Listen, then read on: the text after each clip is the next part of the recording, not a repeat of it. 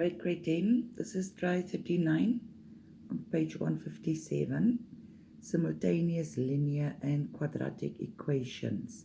I will do C. Okay, now if you think back and if you can't remember people, then please read up on page 156. The method we're going to use here is the substitution method. Okay, because it's simultaneous, we will have two equations which we will solve at the same time. Okay, one will be linear, which is the one where there is x and y. The other one will be quadratic, which is the one where there is a square. Okay, quadratic means there is a square.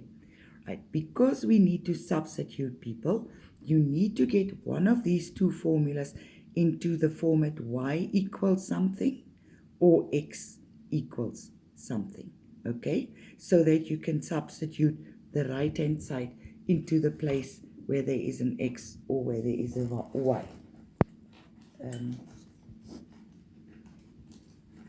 Just want to find my eraser. Okay, so what is the first step you want to do? You find the one equation, people, where the coefficient of one of the variables is 1. Okay, so because that one is 1, I will now rearrange the formula. So I will actually make x the subject of the formula, okay, by doing Gr10 or. So I take equation 1, people. I have 2y minus x equals 3. I want to make x the subject of the formula, which means I must take away the 2y. Now, importantly, people, the 2y is positive on this side, so it becomes negative on this side. Then I have got negative x left over equals 3 minus 2y. Now, this is still minus 1, okay? So we need to get rid of the minus 1, and that we do by multiplying the whole equation with negative 1.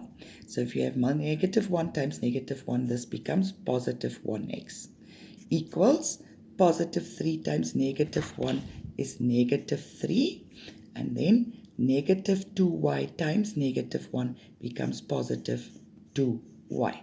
And then just because it actually is better for our brain, or we are used to it, I'm going to take this to the front because it's positive, and then I'm going to put that one at the back. This is exactly the same. It's just written in another way.